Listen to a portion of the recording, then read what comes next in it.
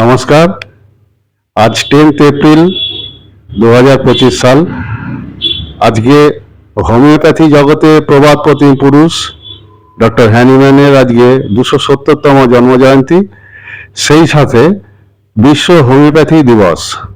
এই বিশ্ব হোমিওপ্যাথি দিবস এবং ওনার জন্মদিন দুটোকে অকেশনকে কেন্দ্র করেই আমরা বিশিষ্ট হোমিওপ্যাথ ডাক্তার সৌম্যজিৎ চ্যাটার্জির কাছে উপস্থিত হয়েছি হোমিওপ্যাথি জগৎ সম্পর্কে বিস্তারিতভাবে কিছু জানবো এবং আমাদের রাজদীপ ম্যাগাজিন ইউটিউব চ্যানেলের যারা ভিউয়ার তাদেরকেও বিশেষ কিছু উপহার দেওয়ার জন্য আজকে মূলত আমরা ডক্টর চ্যাটার্জির কাছে এসেছি। নমস্কার ডক্টর চ্যাটার্জি। তো আমাদের প্রথম প্রশ্ন এই যে হোমিওপ্যাথি ওষুধে সাইড এফেক্ট আছে কি না, থাকলে কিরকম আছে? কারণ আমরা জানি অনেক বড় বড় ওষুধ বিজ্ঞানীরাও বলেন যে অ্যালোপ্যাথ ওষুধে এরকম নাকি কোনো ওষুধই নেই যেটাতে সাইড এফেক্ট নেই। টু সাম এক্সটেন্ট সব ওষুধেই সাইড এফেক্ট আছে অ্যালোপ্যাথিতে। হোমিওপ্যাথিতেও কি সেরকম সাইড এফেক্ট আছে? যদি থাকে সেটা কিরকম একটু যদি বলেন। এটা খুব ইম্পর্টেন্ট কোয়েশ্চেন। এই কথাটা বুঝতে গেলে আগে অ্যালোপ্যাথিক আর হোমিওপ্যাথিক ওষুধের একটা ব্যাপার সম্বন্ধে একটু জানতে হবে, কারণ অ্যালোপ্যাথিক ওষুধটা যেটা যে লেভেলে কাজ করে সেটা ফিজিওলজিক্যাল লেভেলে কাজ করে, ক্রুড মেডিসিন। আর হোমিওপ্যাথিক মেডিসিন গুলো কিন্তু ফিজিওলজিক্যাল লেভেলে কাজ করে, যে হোমিওপ্যাথিক মাদার টিনচার গুলো সেগুলো অ্যালোপ্যাথির মতোই কাজ করে, তাদেরও সাইড এফেক্ট আছে। হোমিওপ্যাথিক ওষুধের সাইড এফেক্ট নেই কথাটা ভুল ধারণা। এবার homeopathic most of the medicine যেগুলো আমরা মেডিসিন বলি, অর্থাৎ যেগুলো ডাইনামিক পোটেন্সি, সেইগুলোর সাইড এফেক্ট তৎক্ষণাৎ বুঝতে পারা যায় না, অর্থাৎ ওই ক্রুড এফেক্ট ওরকম এফেক্ট সেগুলো দেয় না। সেগুলো যেহেতু কি হয়, মেডিসিনাল কোয়ান্টিটির মেটেরিয়াল কোয়ান্টিটি কমে যায় এবং সেটা ডাইনামিক লেভেলে কাজ করে, মানে অ্যাটমিক লেভেলে কাজ করছে, মানে আমরা যেটাকে এখন ন্যানো মেডিসিন বলি, আমরা বিজ্ঞানের আলোকে বলতে পারি। তো সেই জায়গায় কাজ করে বলে তাৎক্ষণিকভাবে হয়তো ফিজিওলজিক্যাল এফেক্টটা তার বোঝা যায় না, কিন্তু সাইড ইফেক্ট আছে। কারণ আমাদের হোমিওপ্যাথির যে জনক doctor Christian Friedrich Samuel Hahnemann, উনি একটা জিনিস বলেছিলেন যে মেডিসিনের যে জিনিসের কোনো এফেক্ট নেই তার রোগ সারানোর ক্ষমতাও নেই, কারণ disease producing power is equal to disease curing power of substance. এবং সুতরাং যেটা মেডিসিন বলে আমরা দাবি করছি, সেটার যদি হোমিওপ্যাথিক মেডিসিনের সাইড এফেক্ট না থাকতো, তাহলে হোমিওপ্যাথিক মেডিসিন আর মেডিসিন হতো না, রোগ সারাতো না। আচ্ছা ডাক্তারবাবু, কিছু হোমিওপ্যাথ চিকিৎসকদের দেখেছি বিভিন্ন ওষুধ খেতে বলার সময় রোগীদের নির্দেশ দেন যে আধ ঘন্টা আগে পরে, খাওয়ার আধ ঘন্টা আগে পরে ওষুধটা খেতে হবে। এই আধ ঘন্টা আগে পরের ব্যাপারটা কি সব ওষুধের ক্ষেত্রেই প্রযোজ্য, কিংবা সত্যি সত্যি কি প্রযোজ্য? এ ব্যাপারে আপনি কি বলেন? হ্যাঁ, এটাও একটা ইম্পর্টেন্ট কোয়েশ্চেন। মূলত এটা সকলেই এই জিনিসটা একটা দোলাচল চিত্ততায় থাকে, খাবো না না খাবো না কিভাবে ওষুধ খাবো। আসলে হয় কি, হোমিওপ্যাথিক যেগুলো বললাম অ্যালোপ্যাথিক ওষুধের মতো কাজ করে, যে মাদার টিনচার বা ট্যাবলেট, এইগুলো যদি খাওয়ার পরে বা আগে পরে আমরা একটু সাথে সাথে খেতে পারি মিনিট 10-15-এর মধ্যে, তাহলে অতটা এফেক্ট হয় না। কিন্তু ডাইনামিক ওষুধগুলো, যে ওষুধগুলো সূক্ষ্ম ওষুধ, সেইগুলোকে অন্তত ঘন্টাখানেক যদি আমরা গ্যাপ দিই, তাহলে সেটা ভালো কাজ করে। নইলে ওই ওষুধের যে কাজ, সেই কাজটা হ্যাম্পার হয়। সেই জন্য আমরা জেনারেলি বলা হয় যে খাবার সাথে অন্তত ঘন্টাখানেক আগে পরে ওই যে ওষুধটা তার মানে অন্তর রেখে খেতে বলা হয়।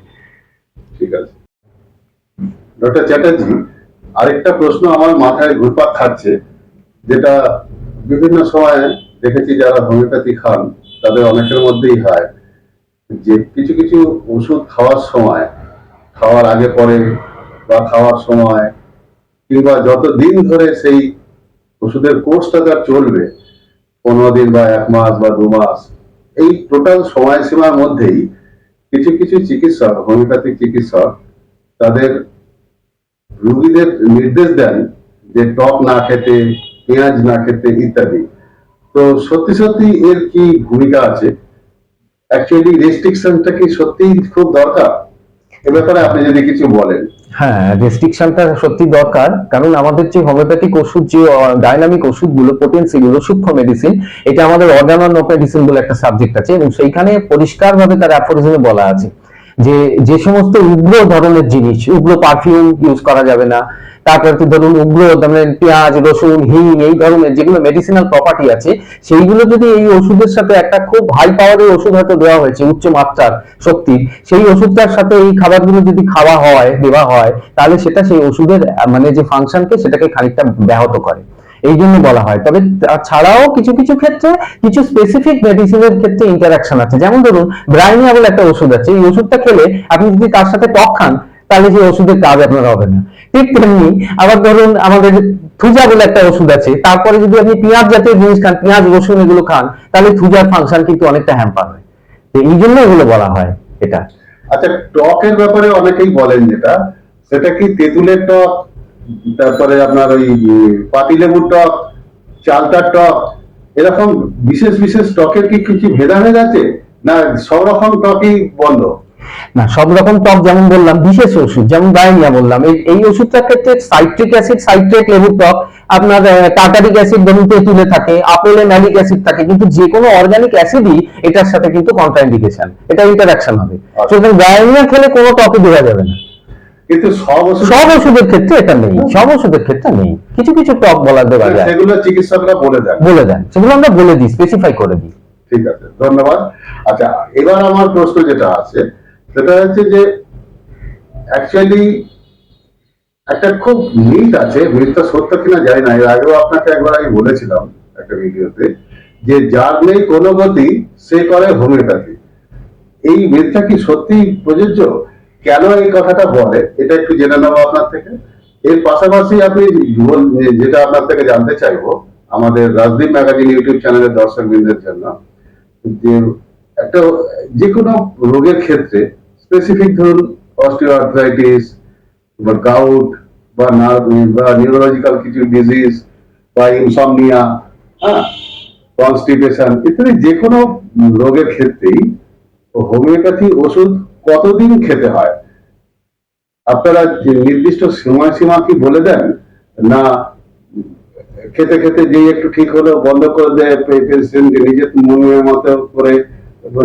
নিজের মনের মতো করেই বন্ধ করে দিলে, আবার যখন মনে হবে তখন খাবেন? এই ব্যাপারটা কি ঠিক, না সুনির্দিষ্ট কিছু এরও সুনির্দিষ্ট কিছু ডোজ বা নিয়ম কানুন আছে? এই ব্যাপারে যদি একটু না, অবশ্যই আছে। প্রথম উত্তরটা বলি, কথাটা অবশ্যই অবশ্যই যার নেই কোনো গতি, মানে এখন আসল কথা হচ্ছে কি, হোমিওপ্যাথিক ওষুধে অধিকাংশ ক্ষেত্রেই আমরা দেখা যায় যে এমন এমন অসুখের চিকিৎসা করে, যে অসুখের চিকিৎসাগুলো কনভেনশনাল মডার্ন মেডিসিন, তার কোনো ট্রিটমেন্ট নেই। এবং ওয়ার্ল্ড হেলথ অর্গানাইজেশন অনুযায়ী বলেই দিয়েছে যে কিছু কিছু অটোইমিউন ডিজিজ, কিছু কিছু সোরাইসিস, অ্যাঙ্কাইলোসিং স্পন্ডিলাইটিস, তারপরে ধরুন রিউমাটয়েড আর্থ্রাইটিস, এই সমস্ত কিছু অসুখের এগুলো কোনো ট্রিটমেন্ট কিন্তু নেই। এগুলো একটা মোটামুটি একটা ট্রিটমেন্ট দেওয়া যায়, কিন্তু কিউরেটিভ কোনো ব্যাপার নেই এখানে। হ্যাঁ, একটা মেইনটেনেন্স প্রোটোকল অবশ্যই আছে, প্রিভেন্টিভ একটা আছে, কিছু কিছু জিনিস এগুলো রয়েছে, কিন্তু সেইটা আমাদের হোমিওপ্যাথিক ক্ষেত্রে কিন্তু তার কিন্তু কিউরেটিভ ট্রিটমেন্ট কিন্তু রয়েছে। এবং সেইটা বলা হয়, এই জন্য অনেক ক্ষেত্রে বলা হয় যদি কনস্টিটিউশনাল ঠিক হোমিওপ্যাথিক ট্রিটমেন্ট ঠিকভাবে করা যায়, তাহলে কিন্তু এটা মিরাকেল অনেক সময় করে, এবং সেই মিরাকেলটা আমরাও অনেক সময় ভাবতে পারি না অ্যাজ এ ডক্টর। সেই জন্য এই কথাটা এসছে, যার নেই কোনো গতি সেই করে হোমিওপ্যাথি। অনেক ক্ষেত্রে মিরাকুলাসলি সেটা হয়তো কি ওদের দিকে চলে যাচ্ছে। হ্যাঁ, এবার ওই পরের প্রশ্নটার একটু উত্তরটা দিই। হ্যাঁ, পরের প্রশ্নটা যেটা বলছিলেন, আপনি কি বলছিলেন আরেকবার একটু বলেন। পরের প্রশ্নটা যেটা বলছিলাম যে পেশেন্ট কোনো পার্টিকুলার ডিজিজে ওষুধ খাচ্ছে, হ্যাঁ, ঠিক হলো, গেলে একটু ঠিক হলো, সে বন্ধ করে দিল। বলতে চাইছি যে রেগুলার কিছু ডোজ আছে কিনা, যে এতদিন ধরে খেতে হবে? হ্যাঁ, সেটা তো আছেই। সেটা কি ব্যাপার জানেন, সেই এতদিন বলাটা সেটা পেশেন্টের উপর নির্ভর করে। সেটা আমরা সবসময় ডিসিশন নিতে পারি পেশেন্টকে দেখে, কারণ পেশেন্ট একটা ক্রনিক কেসেতে যখন ওষুধ যায়, তার শরীরে কাজ করে, যখন সূক্ষ্ম মেডিসিন মাত্রার ওষুধ কাজ করে, তখন সেই ওষুধটা কি করে, ডিজিজটাকে এলিমিনেট করার চেষ্টা করে, বা ডিজিজ কন্ডিশনটাকে, পেশেন্টের যে অসুস্থতা, যে নরমাল তার ইমিউনিটি পাওয়ারটা সেটা তার নেই, ডিজিজ ইমিউনিটি আমরা বলি, সেই ডিজিজ ইমিউনিটি, সেই জায়গাটাকে নরমাল ইমিউনিটি লেভেলে নিয়ে যাওয়াটা, সেটা যতক্ষণ না সেটা যায় ততক্ষণ কিন্তু তার ট্রিটমেন্ট করতে হবে। এবং সেটা বোঝা যায় যে তার সিমটমস গুলো রেকর্ড করছে। কিছু ক্ষেত্রে দেখা যায়, যেমন একটা কমন ক্ষেত্রে বলি, ধরুন একটা হেডেক, তাকে একটা ট্রিটমেন্ট হলো, একটা ওষুধ হলো, তার ট্রিটমেন্ট করে আমরা হয়তো ধরুন একটা চায় না, একটা মেডিসিন তাকে দেওয়া হলো, তার ভিতরে তার হেডেক চলে গেল। পরবর্তীকালে 2-3 মাস বাদে আবার বলে, ডাক্তারবাবু ওষুধ খেয়ে আপনার ভালো ছিলাম, আবার কিন্তু এটা শুরু হয়েছে আমাদের। তো তার মানে কি, তার ওষুধটা ইমিডিয়েট এলিমিনেশন হয়তো হয়েছে অসুখটা, কিন্তু অসুখটা সারেনি। এই সারানোটা করতে গেলে তাকে কিন্তু কমপ্লিট একটা কিওর করতে গেলে সেই জায়গার একটা নির্দিষ্ট টাইম অবধি কিন্তু তাকে ট্রিটমেন্ট করতে হবে। খুব ভালো কথা, ভালো বলেছেন। আরেকটা কথা যে জানতে ইচ্ছা করছে, আমি নিজেও, আপনি জানেন যে আমি রাজবীর ম্যাগাজিন ইউটিউব চ্যানেলের এডিটর হওয়ার পাশাপাশি আমি বহুদিন থেকেই যোগা থেরাপিস্ট এবং ফিজিওথেরাপিস্ট।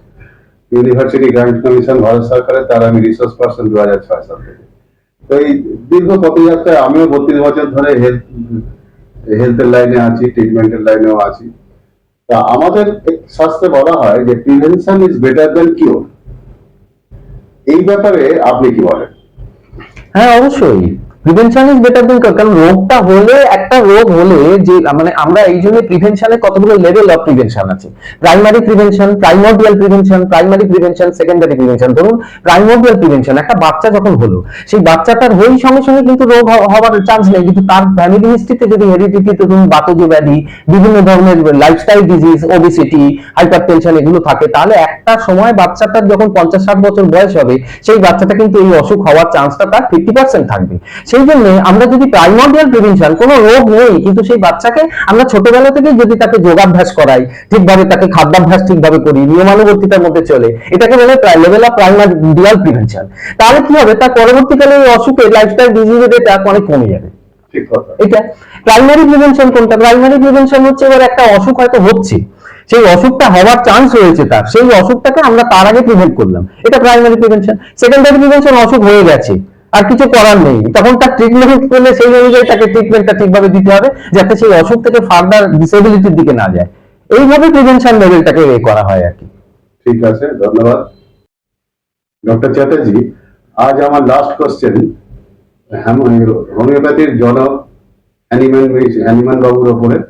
ওনাকে তো জনক বলা হয়, উনি ছোটবেলা থেকেই ওনার আমি নাম শুনে আসছি, বহু মানুষই নাম জানে। যারা হোমিওপ্যাথির একটু আধটু চর্চা করেন তারা সবাই এই নামের সাথে জড়িত আছেন, সবাই এই নাম জানে। তো আমার যেটা জানার সেটা হচ্ছে হ্যানিম্যান বাবুর সম্পর্কে 2-4 কথা এমন বলুন যাতে দর্শকরা খুশি হতে পারেন, ইমপ্রেসড হতে পারেন হোমিওপ্যাথি সম্পর্কে। হ্যাঁ, প্রথম কথা হচ্ছে মানে হ্যানিম্যান সম্বন্ধে যতটা বলা হয় ওনার সম্বন্ধে ততটাই কম। কারণ উনি অ্যাকচুয়ালি জিনিয়াস ছিলেন, জিনিয়াস শুধু না, জিনিয়াস ছিলেন, একজন ভালো মানুষ ছিলেন, একজন ভালো চিকিৎসক ছিলেন। এবং পুরো নাম ওনার হচ্ছে doctor Christian Friedrich Samuel Hahnemann. এবং উনি জার্মানির লেপজিগ শহরে উনি থাকতেন। এবং ওইখানে উনি কিন্তু আমাদের এই যে হোমিওপ্যাথিক সিস্টেম, অ্যাকচুয়ালি উনি ছিলেন তৎকালীন সেকালের এমডি ডাক্তার, একজন doctor of medicine, doctor of medicine in allopathic system. এবং ওই জায়গা থেকে উনি হোমিওপ্যাথি মানে একটা আলাদা সিস্টেমকে উনি করেছেন। কারণ উনি দেখেছিলেন যে কিছু কিছু ক্ষেত্রে যে ওষুধ কাজ করছে, ওষুধ দিচ্ছি, কিন্তু ঠিক কিওর যেন হচ্ছে না। ওষুধের এই সাইড এফেক্ট এবং এফেক্টে কিছু কিছু দেখা যাচ্ছে যে অসুখ সেগুলো অত ভালোভাবে ঠিক সারছে না।